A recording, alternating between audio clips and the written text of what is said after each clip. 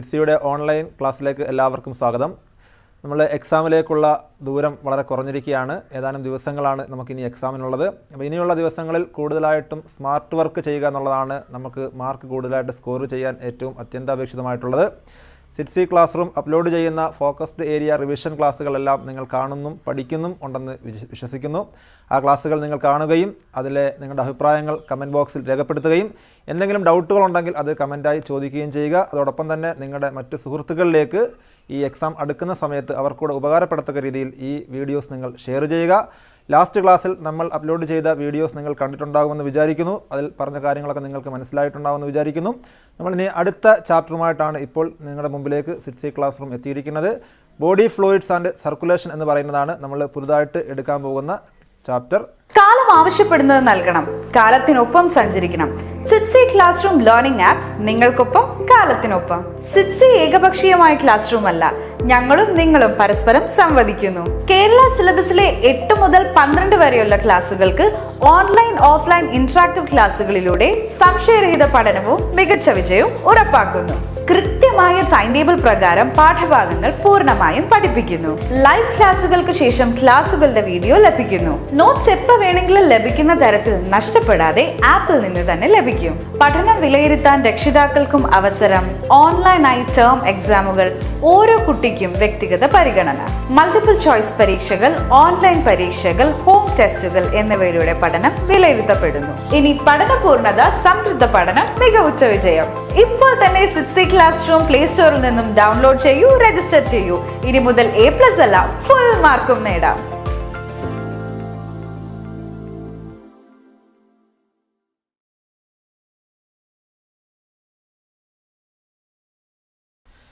Body fluids and circulation എന്ന് പറയുന്ന ചാപ്റ്ററാണ് നമ്മൾ ഇന്ന് ഫോക്കസ്ഡ് ഏരിയ ബേസിൽ റിവിഷൻ ചെയ്യാൻ പോകുന്നത്.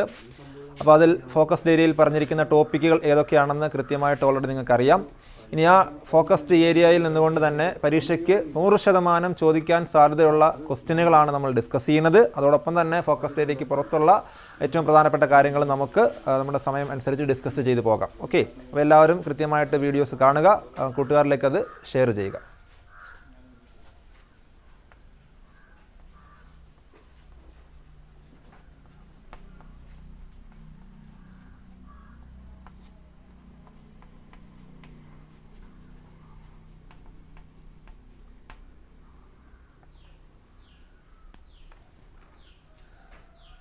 ബോഡി ഫ്ലൂയിഡ്സ് ആൻഡ് സർക്കുലേഷൻ എന്ന് പറയുന്ന ചാപ്റ്ററിൽ നമ്മൾ ലാസ്റ്റ് ക്ലാസ് പഠിച്ച ഫുൾ വീഡിയോ അപ്ലോഡ് ചെയ്തപ്പോൾ നിങ്ങൾ ആ ചാപ്റ്റർ ഫുള്ള് വീഡിയോസിൽ കണ്ടതാണ്. അപ്പോൾ അതിൽ നമ്മൾ പ്രധാനമായിട്ടും പഠിക്കുന്നത് നമ്മുടെ ഹാർട്ടിൻ്റെ സ്ട്രക്ചർ, അതുപോലെ തന്നെ നമ്മുടെ ബ്ലഡിൻ്റെ കമ്പോണൻസുകൾ, അതുപോലെ തന്നെ ബ്ലഡ് ഗ്രൂപ്പിങ്, അതുപോലെ ബ്ലഡ് കൊയാഗുലേഷൻ, പിന്നെ നമ്മുടെ ഹാർട്ടിൻ്റെ വർക്കിംഗ് മെക്കാനിസവുമായി ബന്ധപ്പെട്ടുള്ള അതിൻ്റെ കാർഡിയാക് സൈക്കിൾ എന്നൊക്കെ പറയുന്ന ടോപ്പിക്ക്, അതുപോലെ തന്നെ ECG ഇലക്ട്രോ കാർഡിയോഗ്രാഫ് എന്ന് പറയുന്ന ECGയെ സംബന്ധിച്ച് അതിൻ്റെ ഗ്രാഫ് കാര്യങ്ങൾ, അതുപോലെ തന്നെ നമ്മുടെ ഹാർട്ടിനെ സംബന്ധിക്കുന്ന ഡിസോർഡേഴ്സ്, ഇത്രയും കാര്യങ്ങളൊക്കെയാണ് നമ്മൾ ആ ചാപ്റ്ററിൻ്റെ ഫുൾ വീഡിയോസിൽ നമ്മൾ ആ ടെക്സ്റ്റ് ബുക്കിലുള്ള ഫുൾ കണ്ടൻറ്റ് അപ്ലോഡ് ചെയ്തിരിക്കുന്നത്. അപ്പോൾ ആ വീഡിയോസ് നിങ്ങൾ കാണുക, റിപ്പീറ്റ് ചെയ്ത് കാണുകയൊക്കെ ചെയ്യുക. നമ്മൾ ഫോക്കസ്ഡ് ഏരിയയിലേക്ക് വരുമ്പോൾ അതിനകത്തുള്ള ചില കണ്ടൻറ്റുകൾ ഒഴിവാക്കുകയും പ്രധാനപ്പെട്ട ചില ടോപ്പിക്കുകൾ മാത്രം ഫോക്കസ്ഡ് ഏരിയയിൽ ഉൾപ്പെടുത്തുകയും ചെയ്തിട്ടുണ്ട്. അപ്പോൾ ആ ടോപ്പിക്കിനെ ബേസ് ചെയ്തുകൊണ്ടാണ് പരീക്ഷയ്ക്ക് കൂടുതലായും ചോദ്യങ്ങൾ വരിക. അപ്പോൾ അതിനെ ബേസ് ചെയ്തുകൊണ്ടാണ് നമ്മൾ ഇന്ന് ആദ്യം ക്വസ്റ്റ്യനുകൾ ഡിസ്കസ് ചെയ്യുന്നത്. അതിൽ ഒന്നാമതായിട്ട് നമ്മൾ ഇന്ന് ഡിസ്കസ് ചെയ്യാൻ പോകുന്ന ക്വസ്റ്റ്യൻ, ഒന്നാമത്തെ ചോദ്യം, identify the wrong statement and rewrite it. താഴെ 2 സ്റ്റേറ്റ്മെൻറ്റുകൾ കൊടുത്തപ്പോണ്ട് ആ സ്റ്റേറ്റ്മെൻറ്റുകളിൽ ഏതാണ് റോങ് ആയിട്ടുള്ള സ്റ്റേറ്റ്മെൻറ്റുകൾ ഐഡൻറ്റിഫൈ ചെയ്യണം. അതിനുശേഷം അത് റീറൈറ്റ് ചെയ്യണം, അതിൽ തെറ്റുള്ളത് തിരുത്തി പോകണം. ക്വസ്റ്റ്യൻ നല്ലപോലെ വായിച്ചതിന് ശേഷം ആൻസറിലേക്ക് പോവുക. പല കുട്ടികളും റോങ് സ്റ്റേറ്റ്മെൻറ്റ് മാത്രം കണ്ടെത്തി വെച്ചിട്ട് പോകും, അത് റീറൈറ്റ് ചെയ്ത് കറക്റ്റ് ആക്കാൻ നിൽക്കത്തില്ല. അപ്പം മാർക്ക് ഫുള്ള് കിട്ടാതെ വരും. അപ്പോൾ അതുകൊണ്ട് തന്നെ ഐഡൻറ്റിഫൈ ചെയ്താൽ മാത്രം പോരാ, അത് റീറൈറ്റ് ചെയ്ത് കറക്റ്റ് ആക്കുകയും ചെയ്യണം. Okay, 2 സ്റ്റേറ്റ്മെൻറ്റുകളാണ്. O group is known as universal recipient. O ഗ്രൂപ്പിനെ അറിയപ്പെടുന്നത് യൂണിവേഴ്സൽ റെസിപ്പിയൻറ്റ് അഥവാ സാർവത്രിക സ്വീകർത്താവ് എന്നാണ് O ഗ്രൂപ്പിനെ അറിയപ്പെടുന്നത്. അതാണ് ഒന്നാമത്തെ സ്റ്റേറ്റ്മെൻറ്റ്. രണ്ടാമത്തെ statement, AB group blood has no antibody. AB എന്ന് പറയുന്ന രക്തഗ്രൂപ്പിൽ ആൻറ്റിബോഡികൾ ഒന്നും തന്നെ ഇല്ല എന്നതാണ് രണ്ടാമത്തെ സ്റ്റേറ്റ്മെൻറ്റായി പറഞ്ഞിട്ടുള്ളത്. അപ്പോൾ ഈ 2 സ്റ്റേറ്റ്മെൻറ്റുകളും വായിക്കുമ്പോൾ നമുക്കറിയാം ബ്ലഡ് ഗ്രൂപ്പിങ്ങുമായി ബന്ധപ്പെട്ട ഒരു ചോദ്യമാണ്. നമുക്ക് ബ്ലഡ് ഗ്രൂപ്പിംഗ് എന്ന് പറയുന്ന ടോപ്പിക്ക് ഫോക്കസ് തിയറിക്കകത്ത് പ്രത്യേകം പഠിക്കാൻ പറയുന്നുണ്ട്. 2 തരം ഗ്രൂപ്പിംഗ് ആണുള്ളത്. ഓൾറെഡി നമ്മൾ പഠിച്ച കാര്യമാണ്. ABO ഗ്രൂപ്പിംഗും ഉണ്ട്, RH ഗ്രൂപ്പിംഗും ഉണ്ട്.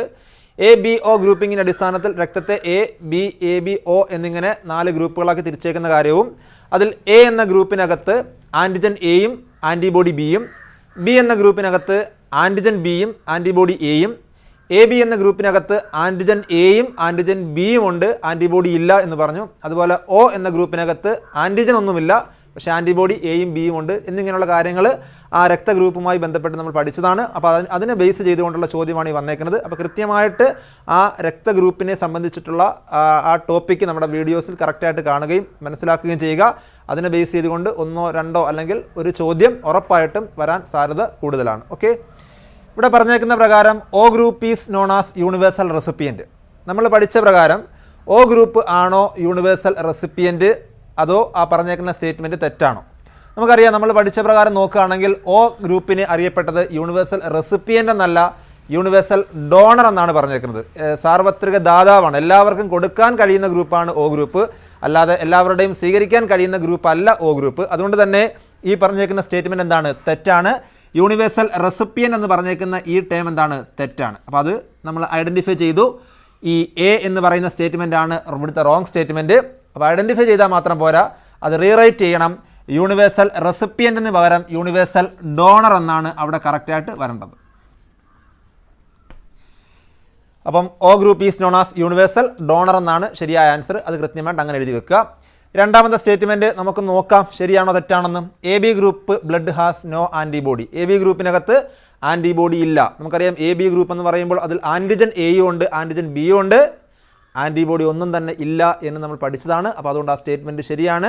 ആൻറ്റിബോഡി ഇല്ലാത്ത രക്തഗ്രൂപ്പ് എന്ന് പറയുമ്പോൾ അത് AB ഗ്രൂപ്പാണ്. ഇതേപോലെ തിരിച്ച് ചോദിക്കാം, ആൻറ്റിജൻ ഇല്ലാത്ത രക്തഗ്രൂപ്പാണ് O ഗ്രൂപ്പ്, അതും ഓർത്ത് വെച്ചോണം. ആൻറ്റിബോഡി ഇല്ലാത്ത രക്തഗ്രൂപ്പാണ് AB ഗ്രൂപ്പ് എന്ന് പറയുന്ന പോലെ ആൻറ്റിജനുകൾ ഇല്ലാത്ത രക്തഗ്രൂപ്പാണ് O ഗ്രൂപ്പ് എന്നും ഓർത്ത് വെച്ചേക്കണം. അപ്പോൾ ഇങ്ങനെയുള്ള ചോദ്യങ്ങൾ ബ്ലഡ് ഗ്രൂപ്പുമായി ബന്ധപ്പെട്ടുകൊണ്ട് വരാം. കൃത്യമായിട്ട് ബ്ലഡ് ഗ്രൂപ്പിംഗ് സിസ്റ്റം ആ ഒരു ബോക്സ് വരച്ചാണ് നമ്മൾ പഠിച്ചത്. ആ ബോക്സ് കറക്റ്റായിട്ട് പഠിച്ചു വെക്കുക. ഓക്കെ, നമ്മൾ രണ്ടാമത്തെ ചോദ്യത്തിലേക്ക് കടക്കുകയാണ്. If a person having blood group A, ഒരു വ്യക്തിയുടെ രക്തഗ്രൂപ്പ് A ആണ്, is given to a person of group B, ആ A എന്ന രക്തഗ്രൂപ്പുള്ള മനുഷ്യൻ്റെ രക്തം B എന്ന രക്തഗ്രൂപ്പുള്ള വേറൊരാൾക്ക് എന്ത് ചെയ്തു? കൊടുത്തു. ബൈ മിസ്റ്റേക്ക്, അബദ്ധം പറ്റിയതാണ്. ഹോസ്പിറ്റലൊക്കെ അങ്ങനെ ചിലപ്പം യാദൃച്ഛികമായി സംഭവിക്കാൻ പാടില്ലാത്തൊരു കാര്യമാണ്. മനുഷ്യ സഹജമായി ചിലപ്പോൾ സംഭവിച്ചു പോകാം. അങ്ങനെയുള്ള വാർത്തകളൊക്കെ നമ്മൾ പത്രത്തിൽ കാണാറുണ്ട്, രക്തം മാറ്റി കൊടുത്തു എന്നൊക്കെ പറഞ്ഞിട്ട്. അപ്പോൾ ബൈ മിസ്റ്റേക്കിൽ A ഗ്രൂപ്പുകാരനായ ഒരു വ്യക്തിയുടെ രക്തം B ഗ്രൂപ്പുകാരനായ ഒരാൾക്ക് കൊടുത്തു. What will be it's effect? എന്താണ് അതിൻ്റെ പരിണിത ഫലം, അല്ലെങ്കിൽ അതിൻ്റെ ആഫ്റ്റർ എഫക്റ്റ് എന്താണ് എന്നാണ് ചോദ്യം. അപ്പോൾ സാധാരണ നമുക്കറിയാം, രക്തം കൊടുക്കുമ്പോൾ സെയിം ഗ്രൂപ്പുള്ള ആളുടെ രക്തം മാത്രമാണ് കൊടുക്കുക എന്ന് നമ്മൾ പഠിച്ചിട്ടുണ്ട്.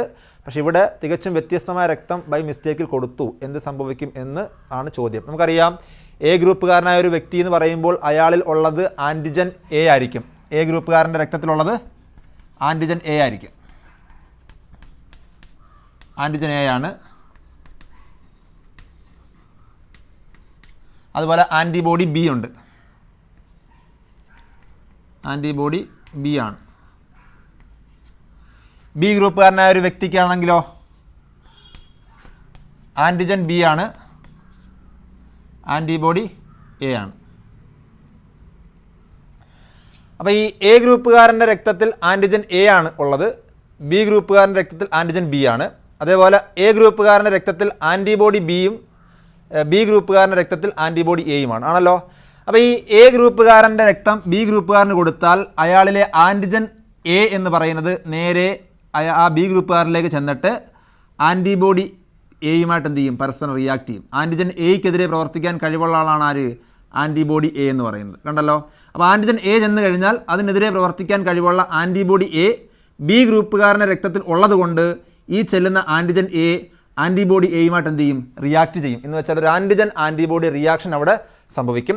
ഇങ്ങനെ ആൻറ്റിജൻ ആൻറ്റിബോഡി റിയാക്ഷൻ സംഭവിച്ചു കഴിഞ്ഞാൽ ആൻറ്റിജനുകൾക്കെതിരെ പ്രവർത്തിക്കുന്ന ആളാണ് എപ്പോഴും ആര്? ആൻറ്റിബോഡി. അപ്പോൾ ആൻറ്റിജൻ ആൻറ്റിബോഡി റിയാക്ഷൻ സംഭവിച്ചു കഴിഞ്ഞാൽ അവിടെ അദ്ദേഹത്തിൻ്റെ രക്തം ക്ലോട്ടാകാൻ സാധ്യതയുണ്ട്, അല്ലെങ്കിൽ ബ്ലഡ് ക്ലോട്ടാകും, അല്ലെങ്കിൽ അഗ്ലൂട്ടിനേഷൻ സംഭവിക്കുക എന്ന് പറയും. രക്തം കട്ട പിടിച്ചു പോകും. എന്ന് വെച്ചാൽ സാധാരണ നമുക്കറിയാം രക്തം കട്ട പിടിക്കേണ്ടത് എപ്പോഴാണ്? മുറിവുണ്ടായി രക്തം പുറത്ത് വരുമ്പോൾ മാത്രമാണ് രക്തം കട്ട പിടിക്കേണ്ടത്. അല്ലാതെ ബോഡിക്കകത്ത് വെച്ച് ബ്ലഡ് ക്ലോട്ടായി കഴിഞ്ഞാൽ ആൾക്ക് മരണം വരെ സംഭവിക്കാൻ സാധ്യതയുള്ളതാണ്. അപ്പോൾ അതുകൊണ്ട് ഇവിടെ സംഭവിക്കുന്നത് ബ്ലഡ് ക്ലോട്ടായി പോകും, അല്ലെങ്കിൽ അഗ്ലൂട്ടിനേഷൻ എന്ന് വിളിക്കും. മാത്രമല്ല RBC, നമുക്കറിയാം RBCക്ക് അകത്താണല്ലോ ഈ ആൻറ്റിജൻ ഒക്കെ ഉള്ളത്. അപ്പോൾ RBC ഡിസ്ട്രോയ് ചെയ്തു പോകാനും അത് കാരണമാകും. അപ്പോൾ എന്താണ് അതിൻ്റെ എഫക്റ്റ് എന്ന് ചോദിച്ചു കഴിഞ്ഞാൽ ആൻസറായിട്ട് ഇങ്ങനെ പറയാം, ബ്ലഡ് കൊയാഗുലേഷൻ സംഭവിക്കും, ബ്ലഡ് ക്ലോട്ടായി പോകും, blood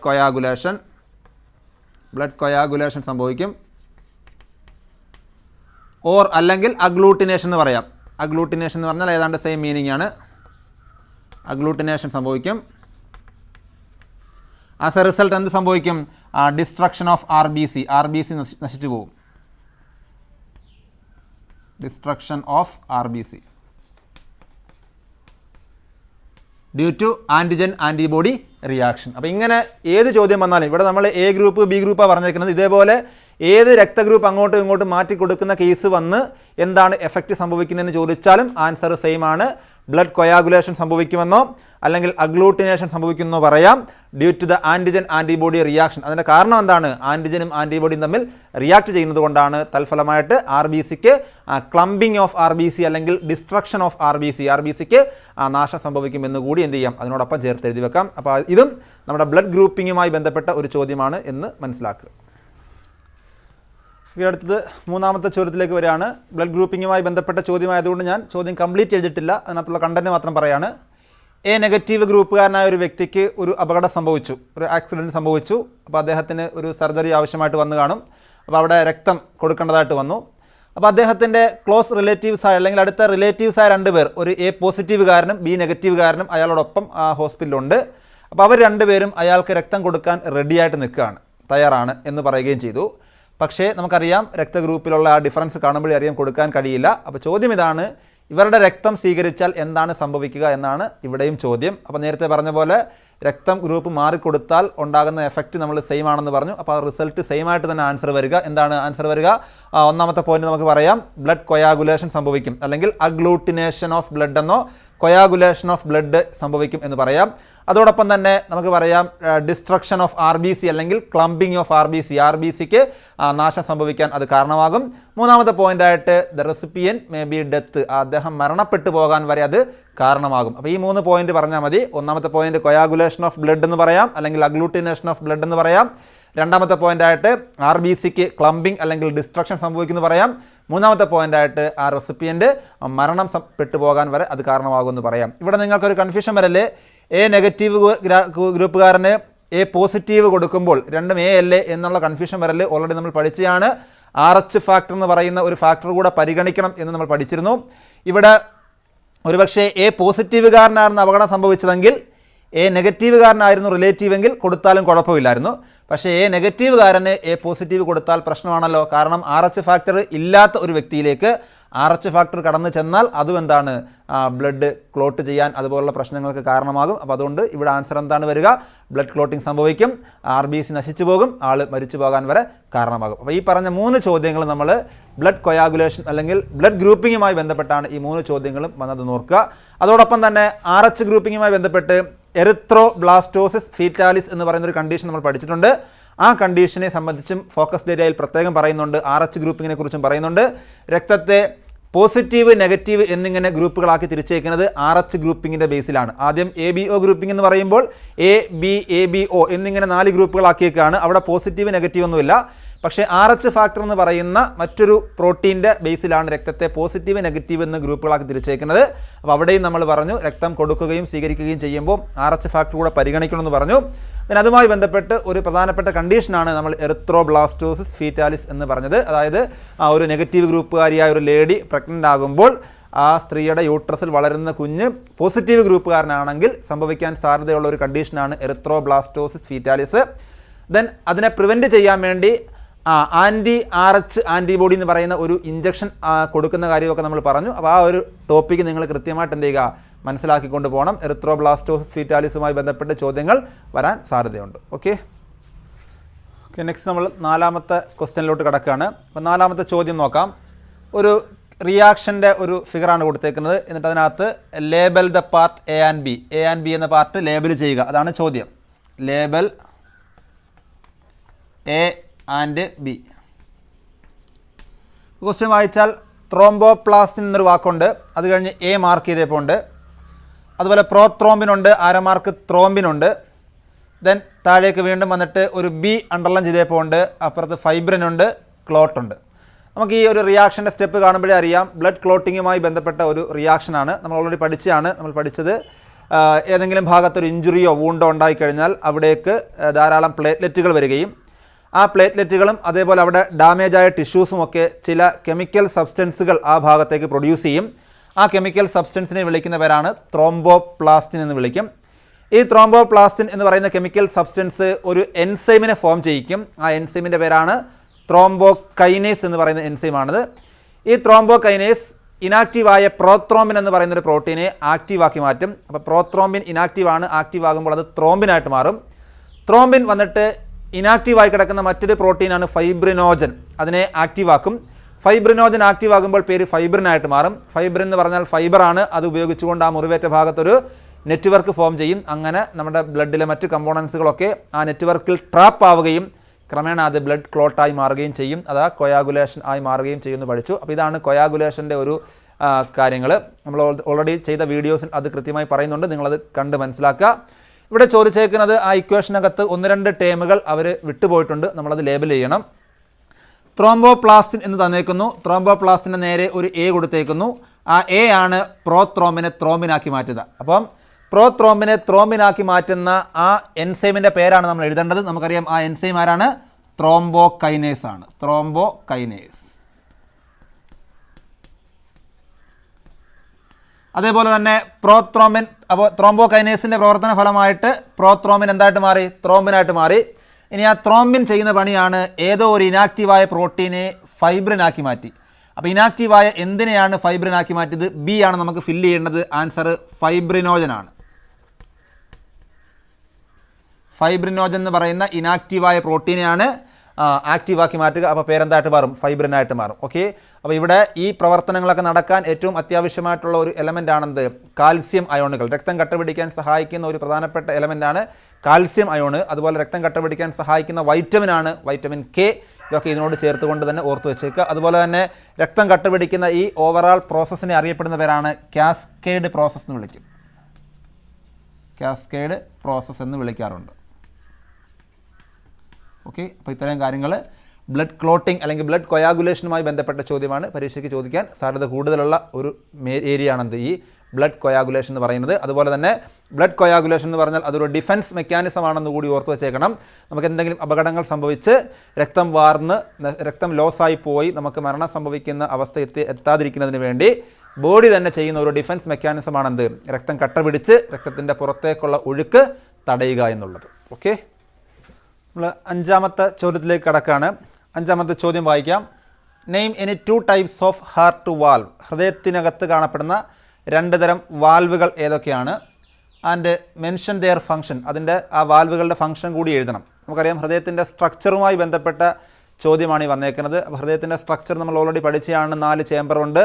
upper 2 atrium, lower 2 ventricles എന്നൊക്കെ പറഞ്ഞ് പഠിച്ചതാണ്. അപ്പോൾ അതിൻ്റെ വാൽവുകളൊക്കെ നമ്മൾ പഠിച്ചു പോയതാണ്. നമ്മൾ ഹൃദയത്തിൻ്റെ സ്ട്രക്ചർ പഠിക്കുമ്പോൾ നമ്മൾ ഏകദേശം ഇങ്ങനെ ഒരു ഷേപ്പ് വരച്ചിട്ട് അതിനകത്തുള്ള ചേമ്പറുകൾ നമ്മൾ ലേബിൾ ചെയ്തിരുന്നു.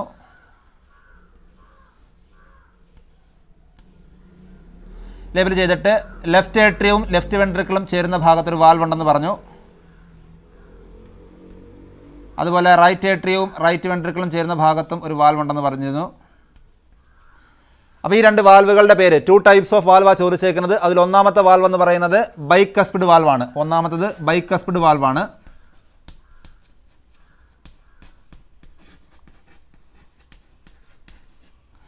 ബൈകസ്പിഡ് വാൽവിനെ അറിയപ്പെടുന്ന മറ്റൊരു പേരുണ്ട് മിട്രൽ വാൽവ് എന്നുകൂടി വിളിക്കും. ഓർത്ത് വെച്ചേക്കണം, മിട്രൽ വാൽവ് എന്നുകൂടി വിളിക്കും. 2ാമത്തെ valve tricuspid വാൽവാണ്.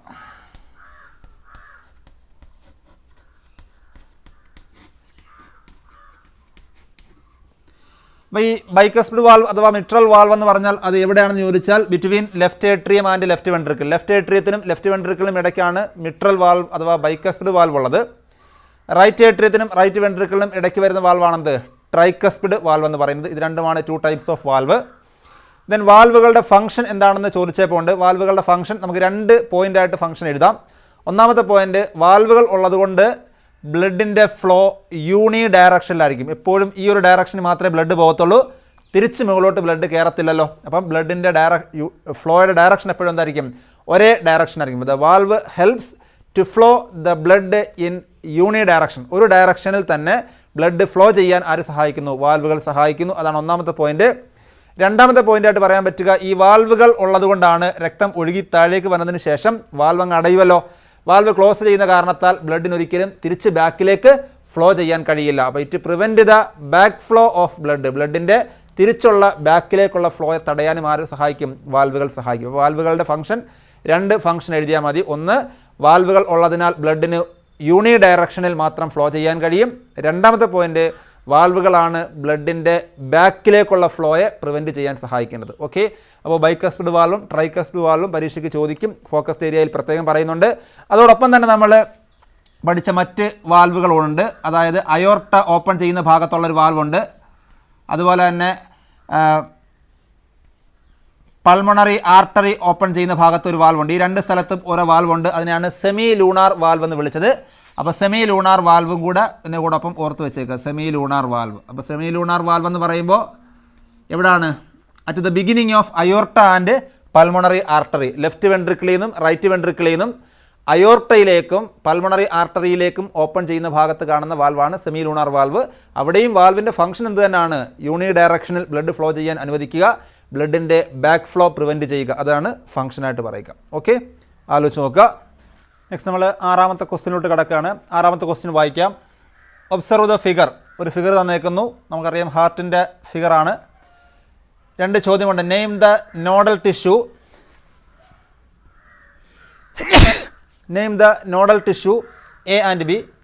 Y A is called pacemaker. വളരെ പ്രധാനപ്പെട്ട, പരീക്ഷയ്ക്ക് ചോദിക്കാൻ 100% ചോദിക്കാൻ സാധ്യതയുള്ള ക്വസ്റ്റ്യനാണ്.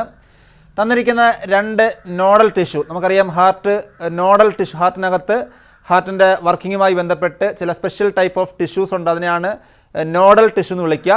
പ്രധാനമായും 2 ടൈപ്പ് നോഡൽ ടിഷ്യൂ ഉണ്ട്. ആ 2 നോഡൽ ടിഷ്യൂ ആണ്, ഒന്ന് എ എന്നും ഒന്ന് ബി എന്നും മാർക്ക് ചെയ്തേക്കുന്നത്. ചോദിച്ചേക്കുന്നത് ആ എ ബി എന്ന് പറയുന്ന 2 നോഡൽ ടിഷ്യൂവിൻ്റെ പേരെഴുതുക.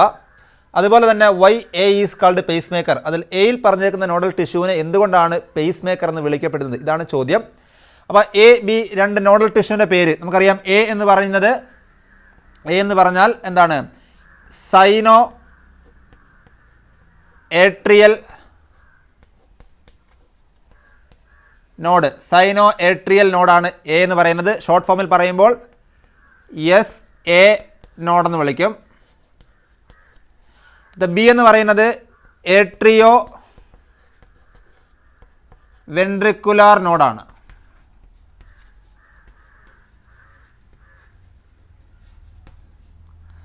അതിനെ ഷോർട്ട് ഫോമിൽ എ വി നോഡെന്ന് വിളിക്കും.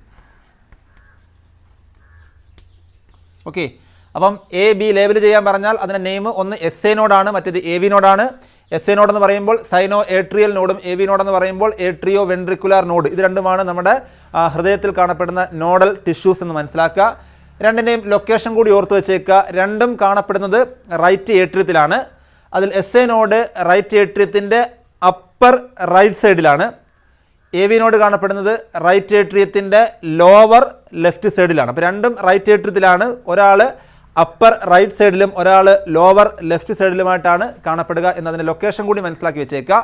ഇനി ഒരു ചോദ്യമുണ്ട്. Why A is called pacemaker of the heart. ഈ എ എന്ന് പറയുന്നത് അഥവാ എസ് എ നോഡിനെ പേസ് മേക്കർ എന്നറിയപ്പെടുന്നു. കാരണം എന്ത്? പരീക്ഷയ്ക്ക് സ്ഥിരമായി ചോദിക്കുന്നതാണ്, ഈ എക്സാമിനും ചോദിക്കുമെന്നുള്ള കാര്യത്തിൽ യാതൊരു സംശയവുമില്ല. പേസ് മേക്കർ എന്ന് വിളിക്കുന്നത് എന്തുകൊണ്ട്? ഇപ്പോൾ 2 രീതി ചോദിക്കാം. ഒന്ന്, ഹൃദയത്തിൻ്റെ പേസ് മേക്കർ എന്നറിയപ്പെടുന്ന ഭാഗം ഏതെന്ന് ചോദിക്കാം. അങ്ങനെയാണെങ്കിൽ ആൻസർ എസ് എ നോഡ് അഥവാ സൈനോ ഏട്രിയൽ നോഡ്. എവിടെയാണെന്ന് ചോദിച്ചാൽ റൈറ്റ് ഏട്രിയത്തിൻ്റെ അപ്പർ റൈറ്റ് സൈഡിലാണ്. എസ് എ നോഡിനെ എന്തെന്ന് വിശേഷിപ്പിക്കുന്നു എന്ന് ചോദിക്കാം. പേസ് മേക്കർ എന്ന് വിളിക്കുന്നു, അങ്ങനെയും ചോദിക്കാം. പക്ഷേ കൂടുതലായിട്ടും ചോദിക്കുക എന്തുകൊണ്ടാണ് എസ് എ നോഡിനെ പേസ് മേക്കർ എന്ന് വിളിക്കാനുള്ള കാരണമാണ് ചോദിക്കുക. അപ്പോൾ അതിൻ്റെ കാരണം എന്ന് പറഞ്ഞാൽ ഹാർട്ട് ബീറ്റിന് ഇനിഷ്യേറ്റ് ചെയ്യുകയും ഹാർട്ട് ബീറ്റിനെ കറക്റ്റായിട്ട് മെയിൻറ്റെയിൻ ചെയ്ത് കൊണ്ടുപോവുകയും ചെയ്യുന്ന ആൾ ഈ എസ് എ നോഡാണ്. അതുകൊണ്ടാണ് എസ് എ നോഡിനെ എന്ത് വിളിക്കുക? Pacemaker of the heart എന്ന് വിളിക്കുക. അപ്പോൾ ഒറ്റ സെൻറ്റൻസിൽ നമുക്ക് ആൻസർ ചെയ്യാം. S A node initiate the heart beat and maintain the heart beat. Heart ബീറ്റിനെ ഇനിഷ്യേറ്റ് ചെയ്യുന്നു, അതേപോലെ ഹാർട്ട് ബീറ്റിനെ കൃത്യമായിട്ട് മെയിൻറ്റെയിൻ ചെയ്തുകൊണ്ട് പോവുകയും ചെയ്യുന്നു. So S A node is called pacemaker of the heart എന്ന് വിളിക്കാം. അപ്പോൾ സ്ഥിരമായി ചോദിക്കുന്നതാണ് എസ് എ നോഡും എ വി നോഡും. കൂടുതലായിട്ടും എസ് എ നോഡിനെ പേസ് മേക്കർ എന്ന് വിളിക്കാനുള്ള കാരണം എന്ത് എന്ന ചോദ്യം. അപ്പോൾ it initiate and maintain heart beat, so it is called pacemaker of the heart എന്ന് ആൻസർ എഴുതി വെക്കുക. ഓക്കെ, നമ്മൾ 7ാമത്തെ ക്വസ്റ്റിനോട്ട് കിടക്കുകയാണ്. SAN AVN bundle of His and Purkinje fibers constitute the conducting system of the heart. ഈ പറഞ്ഞ കാര്യങ്ങളൊക്കെയാണ് ഹാർട്ടിൻ്റെ വർക്കിങ്ങുമായി ബന്ധപ്പെട്ട്, അല്ലെങ്കിൽ ഹാർട്ടിൻ്റെ കോൺട്രാക്ഷൻ റിലാക്സേഷൻ എന്നൊക്കെ പറയുന്ന ഹാർട്ടിൻ്റെ വർക്കിങ്ങുമായി ബന്ധപ്പെട്ടുള്ള പ്രധാനപ്പെട്ട പാർട്ടുകളാണ് SAN AVN, അതുപോലെ തന്നെ ബണ്ടിൽ ഓഫ് ഹിസ്, പർക്കിൻജി ഫൈബേഴ്സ് ഒക്കെ. ചോദ്യം ഇതാണ്, which among the above is the pace maker of the heart. ഈ പറഞ്ഞിരിക്കുന്ന പാർട്ടുകളിൽ ഏതാണ് pace maker of the heart? സിമ്പിളായിട്ട് ആൻസർ അറിയാം. SAN അഥവാ സൈനോ ഏട്രിയൽ നോഡാണ് pace maker of the heart എന്ന് വിളിക്കുക. അപ്പോൾ ഒന്നാമത്തെ ചോദ്യത്തിൻ്റെ ആൻസർ എന്താണ്? SAN ആണ്. ഫസ്റ്റ് ചോദ്യത്തിൻ്റെ ആൻസർ SAN ആണ്. Pacemaker of the heart എന്ന് വിളിക്കുന്നത് SAN-നെയാണ്. രണ്ടാമത്തെ ചോദ്യം, what happens to the heart when the bundle of His is removed from the heart. ഈ ബണ്ടിൽ ഓഫ് ഹിസ് എന്ന് പറയുന്ന ഭാഗം ആ ഹൃദയത്തിൽ നിന്ന് അങ്ങ് റിമൂവ് ചെയ്താൽ എന്താണ് സംഭവിക്കുക എന്നാണ് ചോദ്യം. ഒരു ആപ്ലിക്കേഷൻ ലെവൽ ചോദ്യമാണ്. നമ്മൾ ഓൾറെഡി ഹൃദയത്തിൻ്റെ സ്ട്രക്ചർ പഠിച്ചു. ആദ്യം SAN നമ്മൾ ലേബൽ ചെയ്തിരുന്നു, സൈനോ ഏട്രിയൽ നോഡ്, റൈറ്റ് ഏട്രിയത്തിൻ്റെ അപ്പർ റൈറ്റ് സൈഡിൽ. അതുപോലെ തന്നെ ആ ചേംബറിൽ തന്നെ ലോവർ ലെഫ്റ്റ് സൈഡിൽ AVN എന്ന് പറയുന്ന ഏട്രിയോ വെൻട്രിക്കുലാർ നോഡ് ലേബൽ ചെയ്തു. ഈ AVN-ൽ നിന്നും കുറച്ച് ബണ്ടിൽ പോലെ ഫൈബറുകൾ ഫോം ചെയ്യുന്ന കാര്യം പഠിച്ചു. അതിനെ AV ബണ്ടിൽ എന്ന് വിളിക്കും. ആ AV ബണ്ടിൽ ആ രണ്ട് വെൻട്രിക്കിളിനിടയ്ക്കുള്ള ഇൻ്റർ വെൻട്രിക്കുലാർ സെപ്റ്റത്തിൽ കൂടെ താഴേക്ക് വന്ന് ബ്രാഞ്ചസ് ആയിട്ട് മാറി രണ്ട് വെൻട്രിക്കിളിലേക്കും, ലെഫ്റ്റ് ആൻഡ് റൈറ്റ് വെൻട്രിക്കിളിലേക്ക് ബ്രാഞ്ചസ് പോലെ കിടക്കുന്ന കാര്യം നമ്മൾ പഠിച്ചതാണ്. അതാണ് പർക്കിൻജി ഫൈബേഴ്സ്. ഈ ഫൈബറുകളെയും ബണ്ടിലിനെ എല്ലാത്തിനെയും കൂടെ ഒരുമിച്ച് വിളിക്കുന്നവരാണ് ബണ്ടിൽ ഓഫ് ഹിസ് എന്ന് വിളിക്കുന്നതൊക്കെ പഠിച്ചതാണ്. അപ്പോൾ ശരിക്കും പറഞ്ഞാൽ ഈ ബണ്ടിൽ ഓഫ് ഹിസും അതിനകത്ത് വരുന്ന പർക്കിൻജി ഫൈബേഴ്സ് ഒക്കെയാണ് വെൻട്രിക്കിളിൻ്റെ കോൺട്രാക്ഷന് സഹായിക്കുന്നത്. അപ്പോൾ വെൻട്രിക്കിളിൻ്റെ കോൺട്രാക്ഷൻ എന്ന് പറഞ്ഞാൽ നമ്മൾ ഓൾറെഡി അറിയാം, ഏട്രിയത്തിൻ്റെ കോൺട്രാക്ഷനേക്കാൾ സ്ട്രോങ് ആയിട്ട് കോൺട്രാക്ട് ചെയ്യുന്ന ഭാഗമാണ് വെൻട്രിക്കിള്. വെൻട്രിക്കിള് കോൺട്രാക്ട് ചെയ്യുമ്പോഴാണ് ബ്ലഡ് നല്ല ഫോഴ്സിൽ അയോർട്ടയിലൂടെയൊക്കെ ഒഴുകി എല്ലാ ഭാഗത്തേക്കും പോവുക. അപ്പോൾ ഈ പർക്കിൻജി ഫൈബേഴ്സ് അല്ലെങ്കിൽ ബണ്ടിൽ ഓഫ് ഹിസ് വരുന്ന ഭാഗം അങ്ങ് റിമൂവ് ചെയ്ത് കഴിഞ്ഞാൽ എന്ത് സംഭവിക്കും? വെൻട്രിക്കിളിൻ്റെ കോൺട്രാക്ഷൻ നടക്കാതെ വരും. വെൻട്രിക്കിളിൻ്റെ കോൺട്രാക്ഷൻ നടക്കാതെ വന്നാൽ ബ്ലഡ് പമ്പ് ചെയ്ത് എല്ലാ സ്ഥലത്തേക്കും ഫ്ലോ ചെയ്യിക്കാൻ കഴിയാതെ വരും. അപ്പോൾ അതിന് answer ventricular contraction does not occur. Ventricular contraction അവിടെ സംഭവിക്കത്തില്ല. അല്ലെങ്കിൽ വെൻട്രിക്കുലാർ സിസ്റ്റോൾ എന്ന് പറയുമല്ലോ, നമ്മൾ ഹൃദയത്തിൻ്റെ കോൺട്രാക്ഷനെ വിളിക്കുന്ന പേരാണെന്ത്? സിസ്റ്റോൾ എന്ന് വിളിക്കും. അപ്പോൾ അവിടെ സിസ്റ്റോൾ സംഭവിക്കത്തില്ല. അതുവഴി ആ ബ്ലഡിൻ്റെ പമ്പിങ് സാധ്യമാകാതെ വരും. ഇതാണ് അതിന് ആൻസറായിട്ട് വരിക. അപ്പോൾ സിമ്പിളായിട്ട് എഴുതി വെക്കാം, ഒരു സിംഗിൾ ലൈനിൽ ആൻസർ എഴുതാം. Ventricular contraction does not occur, it affect the blood flow to all parts of the body. Ventricular contraction നടക്കാതെ വരും. അത് മറ്റുള്ള എല്ലാ ഭാഗത്തേക്കുമുള്ള ബ്ലഡിൻ്റെ ഫ്ലോയെ അത് അഫക്റ്റ് ചെയ്യും. ഇതാണ് അതിൻ്റെ ആൻസറായിട്ട് വരിക. ഓക്കെ, നമ്മൾ 8ാമത്തെ ക്വസ്റ്റ്യനിലോട്ട് കിടക്കുകയാണ്. 8ാമത്തെ question, observe the flow chart. തന്നേക്കുന്ന ഫ്ലോ ചാർട്ട് ഒബ്സർവ് ചെയ്യുക and answer the question given below. അതിനുശേഷം തന്നിരിക്കുന്ന 2 ക്വസ്റ്റ്യൻ ഉണ്ട്, A, B 2 ക്വസ്റ്റ്യൻ ഉണ്ട്, അതിന് ആൻസർ ചെയ്യുക. ഇതാണ് പറഞ്ഞേക്കുന്നത്. ഓക്കെ, ഫ്ലോ ചാർട്ട് നോക്കാം. SA നോഡുണ്ട്, AV നോഡുണ്ട്, ventricular contraction, AV bundle, atrial contraction. ഇത്രയുമാണ് ഹൃദയത്തിൻ്റെ വർക്കിങ്ങിൻ്റെ ഒരു ഫ്ലോ ചാർട്ടാണ് കൊടുത്തേക്കുന്നത്. അതിൽ എങ്ങനെയാണ് കറക്റ്റ് ഓർഡർ ആക്കണം നമുക്കറിയാം. SA node, AV node, ventricular contraction, AV bundle, atrial contraction. അപ്പോൾ ആദ്യം നമ്മൾ നോഡൽ ടിഷ്യൂസ് ഏതാണെന്ന് കണ്ടുപിടിക്കുക. അപ്പോൾ ആദ്യത്തെ നോഡൽ ടിഷ്യൂ SA നോഡാണ്. അപ്പോൾ SA നോഡാണ് ആദ്യം വരിക. അത് കഴിഞ്ഞാൽ രണ്ടാമത്തെ നോഡൽ ടിഷ്യൂ ഉണ്ട്, അത് AV നോഡാണ്. അപ്പോൾ രണ്ടാമത്തെ AV നോഡ് രണ്ടാമത് വരിക. ഇപ്പോൾ SA നോഡ്, AV നോഡ്, അത് രണ്ടും കറക്റ്റ് ഓർഡറിൽ തന്നെയാണ് കിടക്കുക, SA നോഡ്, AV നോഡ്. അത് കഴിഞ്ഞാൽ പിന്നെ വെൻട്രിക്കുലാർ കോൺട്രാക്ഷൻ ആണോ? അല്ല, വെൻട്രിക്കുലാർ കോൺട്രാക്ഷൻ അല്ല. SA നോഡും AV നോഡും പറഞ്ഞാൽ പിന്നെ ആദ്യം നടക്കേണ്ടത് എന്താ? ഏട്രിയലിൻ്റെ കോൺട്രാക്ഷനാണ്. അപ്പോൾ അടുത്ത വരുന്നത് ഏട്രിയൽ കോൺട്രാക്ഷൻ. മൂന്നാമതായിട്ട് ഏട്രിയൽ കോൺട്രാക്ഷൻ. ഏട്രിയം കോൺട്രാക്ട് ചെയ്താൽ പിന്നെ അടുത്ത വെൻട്രിക്കിൾ കോൺട്രാക്ഷൻ ആണല്ലോ. അപ്പോൾ വെൻട്രിക്കിൾ കോൺട്രാക്ഷൻ ആവശ്യമായിട്ടുള്ള എനർജി കൊണ്ടുവന്ന ആരാ? AV ബണ്ടിലാണ്. അപ്പോൾ അടുത്ത 4ാമതായി പറയേണ്ടത് AV ബണ്ടിലാണ്. അങ്ങനെ അവസാനമാണ് ആര്? വെൻട്രിക്കുലാർ കോൺട്രാക്ഷൻ സംഭവിക്കുക. അപ്പോൾ 5ാമത് വെൻട്രിക്കുലാർ കോൺട്രാക്ഷൻ. ഓക്കെ, അപ്പോൾ ആദ്യം SA നോഡ്, ഇതുപോലുള്ള ചോദ്യങ്ങൾ വരുമ്പോൾ ആദ്യം SA നോഡ് പറയണം, ദെൻ AV നോഡ് പറയണം. പിന്നെ ആദ്യം കോൺട്രാക്ഷൻ സംഭവിക്കുന്നത് ഏട്രിയത്തിനാണ്, അതുകൊണ്ട് ഏട്രിയൽ കോൺട്രാക്ഷൻ. അത് കഴിഞ്ഞിട്ട് വെൻട്രിക്കിൾ കോൺട്രാക്ഷന് വേണ്ട എനർജിയുമായി പോകുന്ന ഫൈബറുകളൊക്കെയാണല്ലോ AV ബണ്ടിൽ. അപ്പോൾ ആ AV ബണ്ടിൽ പറയണം. ദെൻ അവസാനം എന്ത് പറയണം? വെൻട്രിക്കുലാർ കോൺട്രാക്ഷൻ പറയണം. അപ്പോൾ അങ്ങനെയാണ് ആ ഫ്ലോ ചാർട്ട് കംപ്ലീറ്റ് ചെയ്യേണ്ടത്. അത് ഓർത്ത് വെച്ചേക്കുക. ദെൻ രണ്ടാമത്തെ ചോദ്യം, what will happen the SA node is not working properly? SA node ശരിയായ രീതിയിൽ വർക്ക് ചെയ്തില്ലെങ്കിൽ എന്ത് സംഭവിക്കും? നമുക്കറിയാം SA നോഡാണ് ഹാർട്ട് ബീറ്റിനെ ഇനിഷ്യേറ്റ് ചെയ്യുന്നതും ഹാർട്ട് ബീറ്റ് മെയിൻറ്റെയിൻ ചെയ്യുന്നതും. അപ്പോൾ അതുകൊണ്ട് തന്നെ SA നോഡ് പ്രോപ്പറായിട്ട് വർക്ക് ചെയ്തെങ്കിൽ ഹാർട്ട് ബീറ്റ് കറക്റ്റായിട്ട് നടക്കത്തില്ല. That is called cardiac failure സംഭവിക്കാൻ അത് സാധ്യതയുണ്ട്. കാർഡിയാക് ഫെയിലുവർ സംഭവിക്കും. നമുക്കറിയാം ക്ലോക്കിൽ ബാറ്ററി ഇട്ടേക്കുമ്പോൾ ബാറ്ററി നല്ലപോലെ വർക്കിംഗ് അല്ലെങ്കിൽ ക്ലോക്ക് സഞ്ചരിക്കത്തില്ല എന്ന് പറയുന്ന പോലെ പേസ് മേക്കർ പ്രോപ്പറായിട്ട് വർക്ക് ചെയ്തില്ലെങ്കിൽ ഹാർട്ട് കറക്റ്റായിട്ട് വർക്ക് ചെയ്യത്തില്ല. That is called heart failure അല്ലെങ്കിൽ കാർഡിയാക് ഫെയിലുവർ സംഭവിക്കും എന്ന് എഴുതി വെക്കാം. ഓക്കെ, നമ്മൾ 9th ക്വസ്റ്റ്യനിലോട്ട് കിടക്കുകയാണ്. Stethoscope is an instrument which is used to detect the sound of the heart. ഇവിടെ ഹൃദയത്തിൻ്റെ സൗണ്ട്, ഹൃദയമിടിപ്പിൻ്റെ ശബ്ദം കേൾക്കാൻ വേണ്ടി ഡോക്ടർമാരൊക്കെ യൂസ് ചെയ്യുന്ന ഒരു ഉപകരണമാണെന്ത്? സ്റ്റെതസ്കോപ്പ്. നമുക്കെല്ലാവർക്കും അറിയാവുന്ന ഒരു ഇൻസ്ട്രുമെൻ്റ് ആണ്. അപ്പോൾ അതിനെ ബേസ് ചെയ്തുകൊണ്ടുള്ള ചോദ്യമാണ് mention 2 sound of the heart. Heart ബീറ്റിൻ്റെ 2 സൗണ്ടുകൾ ഏതൊക്കെയാണെന്നാണ് ഒന്നാമത്തെ ചോദ്യം. Give the causes of heart sound. ഇനി ആ ശബ്ദം ഉണ്ടാകാനുള്ള കാരണം എന്താണെന്ന് പറയാനാണ് രണ്ടാമത്തെ ചോദ്യം. അപ്പോൾ നമുക്കറിയാം ഹാർട്ടിൻ്റെ 2 സൗണ്ടുകൾ ഓൾറെഡി നമ്മൾ പഠിച്ചതാണ്. ലബ്, ഡബ് എന്നിങ്ങനെയാണ് ഹാർട്ടിൻ്റെ സൗണ്ടുകൾ. ലബ്, ഡബ് സൗണ്ടാണ് ഓൾറെഡി നമുക്കറിയാവുന്നതാണ്. Lub, dub sound.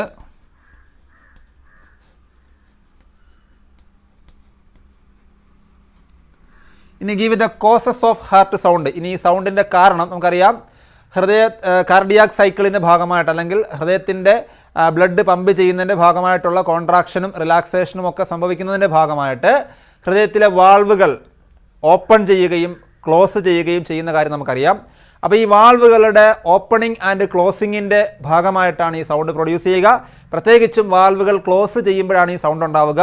അതിൽ തന്നെ ബൈക്കസ്പിഡ് വാൽവ് ക്ലോസ് ചെയ്യുമ്പോൾ ഉണ്ടാകുന്ന സൗണ്ടാണ് ലബ് എന്ന് പറയുന്നത്. അതുപോലെ ട്രൈക്കസ്പിഡ് വാൽവ്, ഈ വാൽവുകൾ ക്ലോസ് ചെയ്യുമ്പോൾ ഉണ്ടാകുന്ന സൗണ്ടാണെന്ത്? ഡബ് എന്ന് വിളിക്കുക. അപ്പം ലബ്, ഡബ് സൗണ്ട് എന്ന് പറഞ്ഞാൽ ബൈക്കസ്പിഡ് വാൽവും ട്രൈക്കസ്പിഡ് വാൽവും ഒക്കെ അടയുമ്പോൾ ഉണ്ടാകുന്ന സൗണ്ടാണെന്ത്? ഈ ലബ്, ഡബ് എന്ന് പറയുന്ന സൗണ്ട്. അപ്പോൾ അതിൻ്റെ answer give the reasons of the heart sound എന്ന ചോദ്യത്തിൻ്റെ ആൻസറായിട്ട് നിങ്ങൾക്ക് പറയാൻ പറ്റുന്നത് the opening and close, this is due to the opening and closing of heart valve എന്ന് പറയാം. Especially bicuspid and tricuspid valve അടയുകയും തുറക്കുകയും ചെയ്യുമ്പോൾ അല്ലെങ്കിൽ ആ അടയ്ക്കുന്ന സമയത്താണ് ഈ ലബ്, ഡബ് സൗണ്ട് ഫോം ചെയ്യുക. അപ്പോൾ അതിൻ്റെ റീസണായിട്ട് എഴുതേണ്ട എത്രയേ ഉള്ളൂ? Due to the opening and closing of heart valve, especially bicuspid and tricuspid വാൽവിൻ്റെ ക്ലോസിംഗ് ആണ് അതിന് കാരണമായിട്ട് പറയുന്നത്. ഓക്കെ, അടുത്ത നമ്മൾ 10ാമത്തെ ക്വസ്റ്റ്യനിലോട്ട് പോവാണ്. The sequential event in the heart which are cyclically repeated are called the cardiac cycle. ഹൃദയത്തിൻ്റെ പ്രവർത്തനവുമായി ബന്ധപ്പെട്ടുള്ള ഇവൻറ്റുകളൊക്കെ തന്നെയും റിപ്പീറ്റഡ് ആയിട്ട് സംഭവിച്ചുകൊണ്ടേയിരിക്കുന്ന ഇവൻറ്റുകളാണ്. നമുക്കറിയാം, നമ്മൾ ജീവൻ തുടങ്ങുന്ന സമയം മുതൽ നമ്മൾ മരണപ്പെടുന്നത് വരെ റിപ്പീറ്റഡ് ആയിട്ട് ഇത്തിരി പോലും റെസ്റ്റ് ഇല്ലാതെ സൈക്ലിക്കലി റിപ്പീറ്റഡ് ആയിട്ട് സംഭവിച്ചുകൊണ്ടിരിക്കുന്ന ഒരു പ്രോസസ്സാണെന്ത്? ഈ കാർഡിയാക് സൈക്കിൾ എന്ന് വിളിക്കുന്നത്. അതുമായി ബന്ധപ്പെട്ട 2 ചോദ്യങ്ങൾ. ഒന്ന്, what are the phases of cardiac cycle? ആ കാർഡിയാക് സൈക്കിളിൻ്റെ ഫേസസ്, ഘട്ടങ്ങൾ എന്തൊക്കെയാണെന്നാണ് ചോദ്യം. നമ്മൾ ഓൾറെഡി പഠിച്ചതാണ്. അപ്പം ഒരു ഹൃദയത്തിൻ്റെ പിക്ചർ മനസ്സിലേക്ക് വരിക. ആദ്യം ബ്ലഡ് വന്ന് ഫില്ലാകുന്ന എവിടെയാണ്? ഏട്രിയത്തിലൂടെ കയറിയാണ് ആദ്യം ബ്ലഡ് പോകുന്നത്. അപ്പോൾ ആദ്യം സംഭവിക്കുന്നത് ഏട്രിയത്തിൻ്റെ കോൺട്രാക്ഷനാണ്. കോൺട്രാക്ഷൻ ഓഫ് ഏട്രിയമാണ്, അല്ലെങ്കിൽ ഏട്രിയൽ സിസ്റ്റോളാണ് ആദ്യം സംഭവിക്കുക. അപ്പോൾ ഏട്രിയൽ സിസ്റ്റോളാണ് ഒന്നാമത്തെ ഫേസായിട്ട് പറഞ്ഞിരിക്കുന്നത്. അങ്ങനെ ഏട്രിയൽ സിസ്റ്റോൾ വഴി ബ്ലഡ് മൊത്തം വന്ന് എവിടെ നിറയും? വെൻട്രിക്കിളിൽ വന്ന് നിറയും. അപ്പോൾ വെൻട്രിക്കിളിൽ ബ്ലഡ് ഫില്ലാകും. Filling of blood in the ventricle, അതാണ് നമുക്ക് വേണമെങ്കിൽ സെക്കൻഡ് ഫേസായിട്ട് പറയാം. വെൻട്രിക്കിളിനകത്ത് ബ്ലഡ് ഫില്ലാകുന്നു എന്ന് പറയാം. അങ്ങനെ ബ്ലഡ് ഫില്ലായി കഴിഞ്ഞാൽ പിന്നെ സംഭവിക്കേണ്ടത് എന്താണ്? വെൻട്രിക്കിളിൻ്റെ കോൺട്രാക്ഷനാണ്, അഥവാ വെൻട്രിക്കുലാർ സിസ്റ്റോളാണ് സംഭവിക്കേണ്ടത്. അപ്പോൾ മൂന്നാമത്തെ ഫേസായിട്ട് വെൻട്രിക്കുലാർ സിസ്റ്റോൾ പറയാം. അങ്ങനെ വെൻട്രിക്കുലാർ സിസ്റ്റോളും പറഞ്ഞു കഴിഞ്ഞാൽ പിന്നെ ഹൃദയത്തിൻ്റെ മൊത്തം ചേമ്പറുകളും റിലാക്സഡ് സ്റ്റേറ്റിലേക്ക് വരുന്നു. അപ്പോൾ ആ റിലാക്സഡ് സ്റ്റേറ്റിനെ വിളിക്കുന്ന പേരാണെന്ത്? ഡയസ്റ്റോൾ. അപ്പോൾ diastole of the heart chambers എന്ന് വിളിക്കാം. മനസ്സിലായല്ലോ? അപ്പോൾ ആ ഫേസുകൾ പറയുമ്പോൾ ഒന്ന് ഏട്രിയൽ സിസ്റ്റോൾ അഥവാ atrial contraction, the filling of blood in the ventricle, അത് വേണമെങ്കിൽ ഒരു ഫേസായിട്ട് പറയാം. ദെൻ മൂന്നാമതായിട്ട് വെൻട്രിക്കിളിൻ്റെ കോൺട്രാക്ഷനാണ് വെൻട്രിക്കുലാർ കോൺട്രാക്ഷൻ അഥവാ വെൻട്രിക്കുലാർ സിസ്റ്റോൾ പറയാം. നാലാമത്തെ ഫേസായിട്ട് ഡയസ്റ്റോൾ ഓഫ് ഹാർട്ട് ചേമ്പേഴ്സ് അഥവാ relaxation of chambers of heart എന്ന് പറയാം. അങ്ങനെ 4 ഫേസായിട്ട് നമുക്ക് ആ കാർഡിയാക് സൈക്കിളിൻ്റെ ഓരോ ഫേസുകളിൽ നമുക്ക് ഡിവൈഡ് ചെയ്ത് പറയാം. മനസ്സിലായല്ലോ?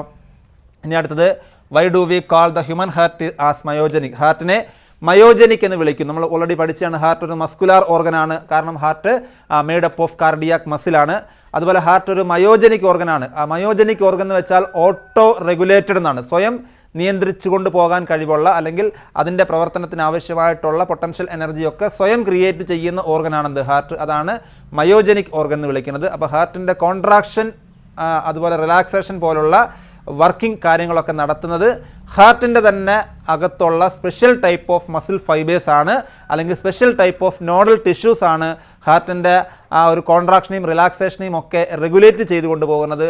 അതുകൊണ്ടാണ് ഹാർട്ടിനെ നമ്മൾ എന്ത് വിളിക്കുക? ഒരു മയോജനിക് ഓർഗൻ എന്ന് ഹാർട്ടിനെ അറിയപ്പെടാനുള്ള കാരണം എന്നുകൂടി മനസ്സിലാക്കുക. ഓക്കെ, നമ്മൾ 11ാമത്തെ ക്വസ്റ്റ്യനിലോട്ട് കിടക്കുകയാണ്. ഒരു ഗ്രാഫ് തന്നേക്കുന്നു, എന്നിട്ട് label PQRST in the graph. What does the T wave represent? ഇതാണ് ചോദ്യം. ഈ ഗ്രാഫ് കാണുമ്പോഴേ നമുക്കറിയാം ECGയുമായി ബന്ധപ്പെട്ടതാണ്. ഇലക്ട്രോ കാർഡിയോഗ്രാഫ്, അതേപോലെ ഇലക്ട്രോ കാർഡിയോഗ്രാം ഓർത്തോണം. ആ ഗ്രാഫ് എന്ന് പറയുമ്പോൾ ഇൻസ്ട്രുമെൻ്റ് ആണ്. The instrument used to analyse the electrical activity of heart is called electro cardiograph.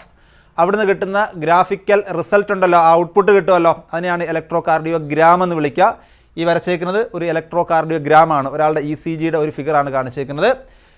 അതിനകത്ത് PQRST എന്ന് പറയുന്ന 3 വേവുകളുണ്ട്. നമുക്കറിയാം ഒരു ECG എടുക്കുമ്പോൾ പ്രധാനമായിട്ടും 3 വേവുകൾ അതിനകത്ത് നമ്മൾ ലേബൽ ചെയ്ത് പഠിച്ചാണ്. ആ വേവുകളാണ് റെപ്രസെൻ്റ് ചെയ്യുന്നത്.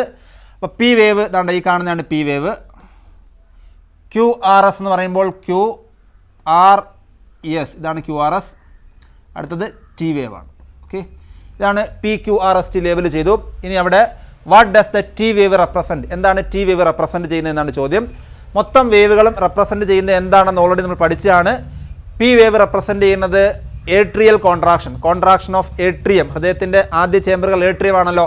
ഏട്രിയത്തിൻ്റെ കോൺട്രാക്ഷനെയാണ് പി വേവ് റെപ്രസെൻറ്റ് ചെയ്യുക, അഥവാ നമ്മൾ ഡീപോളറൈസേഷൻ ഓഫ് ഏട്രിയം എന്ന് വിളിക്കും. QRS ആകുമ്പോൾ അവിടെ വെൻട്രിക്കുലാർ കോൺട്രാക്ഷൻ ഓഫ് വെൻട്രിക്കിളാണ്, അഥവാ ഡീപോളറൈസേഷൻ ഓഫ് വെൻട്രിക്കിൾ എന്ന് വിളിക്കും. ഇവിടെ ചോദിച്ചേക്കുന്ന ടി വേവ് ആണ്. ടി വേവ് റെപ്രസെൻറ്റ് ചെയ്യുന്നത് ദ എൻഡ് ഓഫ് വെൻട്രിക്കുലാർ കോൺട്രാക്ഷൻ്റെ എൻഡിങ്ങിനെയാണ് സൂചിപ്പിക്കുന്നത്. എന്ന് പറഞ്ഞാൽ റീപോളറൈസേഷൻ ഓഫ് വെൻട്രിക്കിളാണ്. ബാക്കിയെല്ലാം ഡീപോളറൈസേഷൻ എന്നാണ് പറഞ്ഞത്. ടി വേവിൻ്റെ കേസിൽ പറയുമ്പോൾ റീപോളറൈസേഷൻ ഓഫ് വെൻട്രിക്കിൾ അഥവാ the end of ventricular contraction എന്നാണ് പറയപ്പെടുന്നത്. ഓക്കെ, അപ്പോൾ 4 വേവുകൾ എന്തിനെ റെപ്രസെൻറ്റ് ചെയ്യുന്നു? ഈ പറഞ്ഞ P wave, QRS complex, T wave. ഈ 3ഉം QRS കോംപ്ലക്സ് 3 ചേർത്താണ് QRS കോംപ്ലക്സ് എന്ന് വിളിക്കുക. അപ്പം ഓരോ വേവുകളും എന്തിനെ സൂചിപ്പിക്കുന്നു എന്ന് കൃത്യമായിട്ട് ഓർത്ത് വെച്ചേക്കണം. അതുപോലെ ലേബൽ ചെയ്യാൻ അറിഞ്ഞിരിക്കണം. ഫിഗർ കണ്ടാൽ ECG ആണെന്ന് ഐഡൻറ്റിഫൈ ചെയ്യാൻ പറ്റണം. ഓക്കെ, അടുത്ത 12ാമത്തെ ചോദ്യമാണ്. ഇവിടെ ECGയുമായി ബന്ധപ്പെട്ട ചോദ്യം തന്നെയാണ്, പക്ഷേ ഗ്രാഫ് തരാതാണ് ചോദിച്ചേക്കുന്നത്. In man normal ECG consist of 3 wave. 3 വേവുകളുണ്ട്. അത് ഏതൊക്കെയാണെന്നും ഓരോന്നും എന്തിനെ റെപ്രസെൻറ്റ് ചെയ്യുന്നു എന്നുമാണ് ചോദിച്ചേക്കുന്നത്. അപ്പോൾ 3 വേവുകൾ ഏതൊക്കെയാണ്? ഒന്ന് പി വേവ്, 2 QRS കോംപ്ലക്സ് എന്ന വേവ്, 3ാമത്തത് ടി വേവ്. 3 വേവുകൾ എഴുതണം. പി വേവ് നേരത്തെ പറഞ്ഞ പോലെ കോൺട്രാക്ഷൻ ഓഫ് ഏട്രിയം അല്ലെങ്കിൽ depolarisation of atrium. QRS complex ആകുമ്പോൾ വെൻട്രിക്കുലാർ കോൺട്രാക്ഷൻ അല്ലെങ്കിൽ depolarisation of ventricle. Last T wave ആകുമ്പോൾ the end of ventricular contraction അല്ലെങ്കിൽ റീപോളറൈസേഷൻ ഓഫ് വെൻട്രിക്കിൾ എന്ന് എഴുതി വെക്കുക. അപ്പോൾ നേരത്തെ പറഞ്ഞ അതേ ക്വസ്റ്റ്യൻ തന്നെയാണ്, ഗ്രാഫ് ഇല്ലാതെ ചോദിച്ചേക്കുന്നത് മാത്രം. അപ്പോൾ ECGയുമായി ബന്ധപ്പെട്ട ടോപ്പിക്ക് കൃത്യമായിട്ട് ഓർത്ത് വെച്ചുകൊണ്ട് പോകണം. ഓക്കെ, നമുക്ക് നമ്മൾ 13ാമത്തെ ക്വസ്റ്റ്യനിലോട്ട് കിടക്കുകയാണ്. The blood pressure of a person, ഒരു വ്യക്തിയുടെ രക്തസമ്മർദ്ദം ഈസ് ഷോൺ ആസ് 170/130, 170/130 എന്നാണ് ബ്ലഡ് പ്രഷർ കാണിക്കുന്നത്.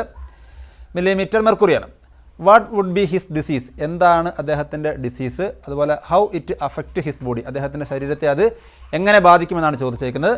നമുക്കറിയാം 170/130 എന്ന് പറയുന്നത് ഒരാളുടെ രക്തസമ്മർദ്ദം അത്രയും ആവുക എന്ന് പറഞ്ഞാൽ നമുക്കറിയാം നോർമൽ ബ്ലഡ് പ്രഷർ എന്ന് പറയുന്നത് 120/80 എന്നാണ് നമ്മൾ പഠിച്ചേക്കുക.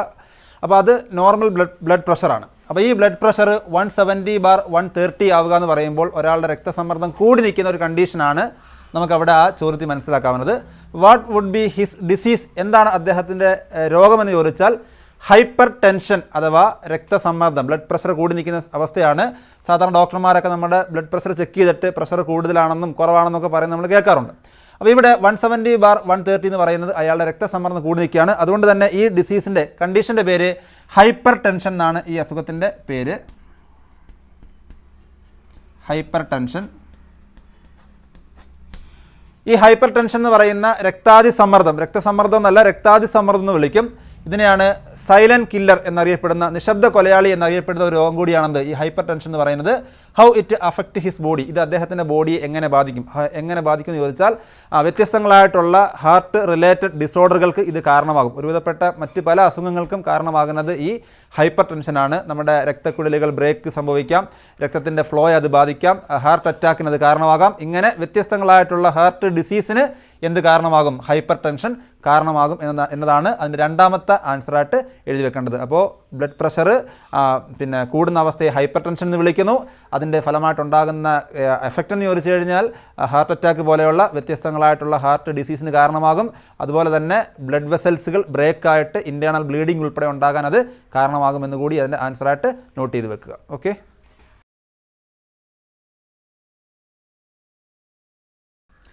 നമ്മളിന്ന് ബോഡി ഫ്ലൂയിഡ്സ് ആൻഡ് സർക്കുലേഷൻ എന്ന് പറയുന്ന ചാപ്റ്ററാണ് ഡിസ്കസ് ചെയ്തത്. അപ്പോൾ അതിൽ നിന്നും ഫോക്കസ്ഡ് ഏരിയ ബേസും അതിനപ്പുറവുമുള്ള പ്രധാനപ്പെട്ട എല്ലാ ചോദ്യങ്ങളും നമ്മളിവിടെ ഡിസ്കസ് ചെയ്ത് കഴിഞ്ഞു. അപ്പോൾ ഈ ക്വസ്റ്റ്യൻസ് ഫുള്ള് കൃത്യമായി നോട്ട് ചെയ്ത് പഠിച്ചുകൊണ്ട് പോയാൽ ഈ ചാപ്റ്ററിൽ നിന്ന് വരാനുള്ള ഏതാണ്ട് എല്ലാ ചോദ്യങ്ങളും നമ്മൾ ഡിസ്കസ് ചെയ്തിട്ടുണ്ട്. അതുകൊണ്ട് ഈ ചാപ്റ്ററിൽ നിന്നുള്ള ഒരു മാർക്ക് പോലും മിസ്സാക്കാതെ നിങ്ങൾക്ക് സ്കോർ ചെയ്യാൻ പറ്റും. ഈ ക്ലാസ് കണ്ടതിന് ശേഷം എന്തെങ്കിലും ഡൗട്ടുകളുണ്ടെങ്കിൽ നിങ്ങളത് കമൻറ്റ് ബോക്സിലൂടെ നമ്മളെ അറിയിക്കുക. അതുപോലെ ഈ ക്ലാസ് നിങ്ങൾക്ക് യൂസ്ഫുള്ളായി തോന്നുന്നുവെങ്കിൽ അതിന് പോസിറ്റീവായിട്ടുള്ള കമൻറ്റുകൾ നിങ്ങൾ തരിക. അതോടൊപ്പം തന്നെ നിങ്ങളുടെ മറ്റ് സുഹൃത്തുക്കളിലേക്ക് ഈ ക്ലാസ് നിങ്ങൾ ഷെയർ ചെയ്യുക. നമുക്കറിയാം, നമ്മുടെ +1 എക്സാം കഴിഞ്ഞാൽ ഉടനെ തന്നെ +2 ക്ലാസ്സിലേക്ക് നമ്മൾ കയറുകയാണ്. ഓൾറെഡി നമ്മൾ ആ ക്ലാസ് സ്റ്റാർട്ട് ചെയ്തിട്ടുണ്ട്. +2 ക്ലാസ്സിൻ്റെ വീഡിയോസ് നിങ്ങൾ വേണമെന്ന് ആഗ്രഹിക്കുന്നുണ്ട് എങ്കിൽ നമ്മുടെ സിറ്റ്സിയുടെ ആപ്പ് ഡൗൺലോഡ് ചെയ്യുകയും അതുപോലെ തന്നെ അതിൽ രജിസ്റ്റർ ചെയ്യുകയും ചെയ്താൽ നിങ്ങൾക്ക് +2 വീഡിയോ ക്ലാസ്സും ഇതേപോലുള്ള ക്വസ്റ്റ്യൻ വർക്കൗട്ടിങ് റിവിഷനും ഒക്കെ നിങ്ങൾക്ക് ആപ്പിലൂടെ തന്നെ ഇപ്പോഴേ നിങ്ങൾക്ക് നേടിയെടുക്കാൻ കഴിയുന്നതാണ്. നമ്മുടെ +2 എക്സാമും വലിയ താമസമില്ലാതെ ഇങ്ങ് വരും. കുറഞ്ഞ സമയം മാത്രമായിരിക്കും നമുക്ക് അതിനിടയിലുള്ളത്. അതുകൊണ്ട് തന്നെ ഇപ്പോൾ തന്നെ നിങ്ങൾ ആപ്പ് ഡൗൺലോഡ് ചെയ്ത് ഇതിൽ രജിസ്റ്റർ ചെയ്യാൻ വേണ്ടി ശ്രമിക്കുക. എല്ലാവർക്കും നല്ല ഒരു വിജയ ആശംസകൾ നേർന്നുകൊണ്ട് നമ്മുടെ ഇന്നത്തെ ക്ലാസ് ഇവിടെ വൈൻഡപ്പ് ചെയ്യുകയാണ്.